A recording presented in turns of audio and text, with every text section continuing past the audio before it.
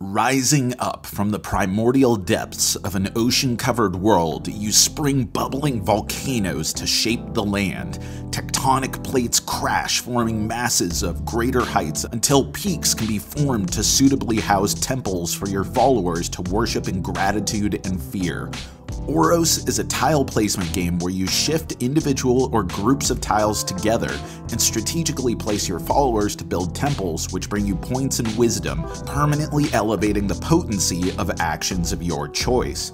Player turns typically allot 3 actions, activated by moving a follower on your personal board from their current action location to a new vacant one to activate it. While nothing prevents the same worker from traveling back and forth for all 3 of your actions, this restrictive environment creates a curious ebb and flow as you decide how to best make use of your turn. Burst volcanoes to create a landmass, smash together 2 level 1 chunks of land to create a level 2, only 2 level 4s smashing into one another will create a mountain necessary for building temples, but better make sure that your followers on the board are within walking distance, which they better be on the board as too many will clutter up your action selections, but recovering them only to send them out once more is a source of wisdom, making actions and endgame point scoring bonuses all the more powerful.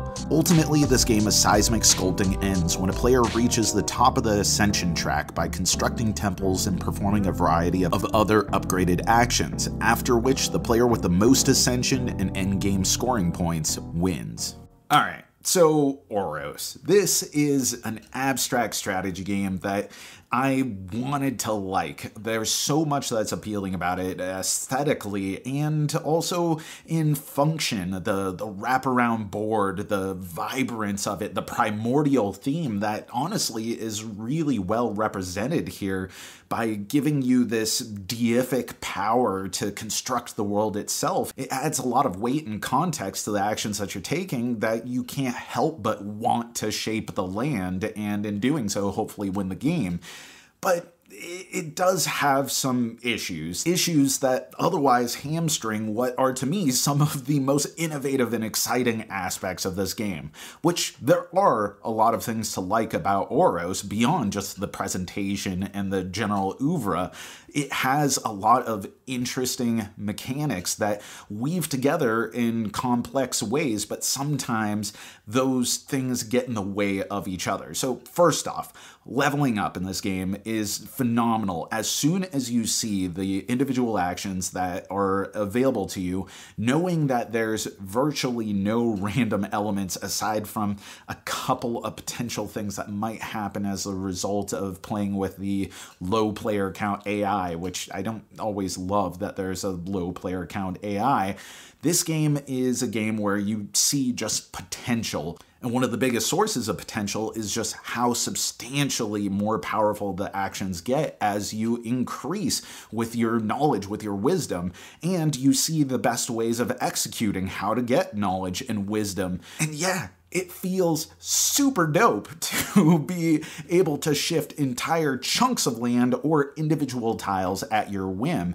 Not only does that have a thematic potency to it, but it feels incredibly strategically powerful, and the tension that comes from having to make decisions about what actions to emphasize. Do you lean into point multipliers versus exponentially stronger actions? Do you focus entirely on one action and make that extremely powerful, or do you kind of spread it out so you have moderate increases in each of your actions? Those are really cool and compelling decisions. And speaking of actions, the action system in this game is hot. Hot. It is unbelievably cool to have your array of different workers that are on your board, and realizing shifting one to another has so much more monumental consequences than you initially expect, and then unlocking additional workers who are going to come onto your board, but instead of that giving you more capabilities as they would in any other game, they're actually clogging down your board. So you got to send them out there into the world to become the constructors of your temple levels, which is going to free up some of your actions. And that sequencing of actions, where you move your workers and in what order, with only 3 actions that you can typically do on a turn, makes for some really heady decisions that you end up making on your turns that in the best case scenarios feel about as good as taking a turn in any abstract strategy game that I've ever had. I mean, it feels downright Machiavellian when you have things pan out perfectly. So you're like, what's the deal? Taking your turn, the action selection system sounds good. There's tension between your capabilities and endpoint scoring. Like, what's the problem here?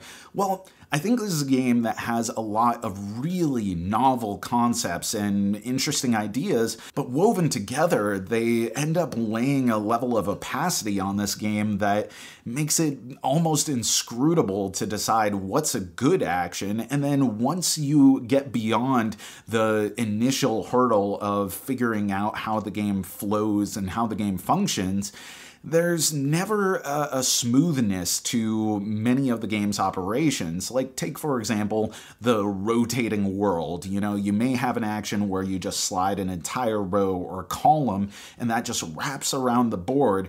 And that simple act of pushing something off, moving the tile back over, and making sure you moved all the consecutive and non-consecutive tiles that are in this line in appropriate orientation is one of the most basic things that you can do in the game, and yet it never feels smooth. Inevitably, in a game, you're going to be asking the other players, wait, did I turn this the wrong way? Did we move this one? Did this move over here?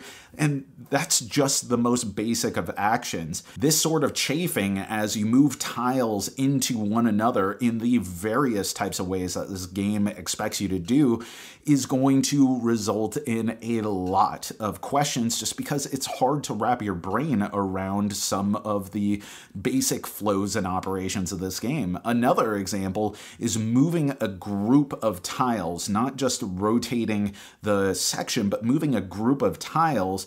Normally the board wraps around circular, but if you move all tiles in one direction, even though it tells you that these groups of tiles are connected in a certain way, even if they're in disparate parts of the board because of the cross layout to account for the orbularity. I don't know if orbularity is a word, but nonetheless, it says that in the situation that you're moving a group of tiles, everything moves in the same direction, which wouldn't make any sense in any other context of this orthogonal representation of this orbular world. And on top of it all, one of the highlights of abstract strategy games like this to me, ones with heavy amounts of manipulation and players jockeying for position, is to feel like you can interfere with your opponents. A big part of the tension should come from not just me trying to get what's mine, but also trying to prevent you from getting what's yours.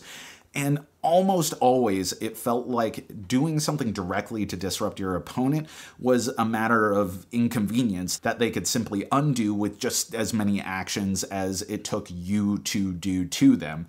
That's not always the case, but it didn't feel like it had the level of player interactivity that I really wanted or that this game presented as a possibility. So, as final thoughts with this game, I found it interesting. There are so many cool concepts in this game, and there are a couple of things that it does exceptionally well, particularly the power growth system in this style of game is something that I haven't seen before. The presentation and theme is excellent, and that action system, the worker placement style jockeying system all within your own player board in managing how many workers that you have there squatting on those places is so cool and feels innovative and like something that needs to be adapted into other games. But nonetheless, the primary things that you're doing within the game never felt smooth. They felt the opposite of smooth. I don't know, chunky? Chunky is something that I like in my peanut butter, but not in my abstract strategy games. So ultimately,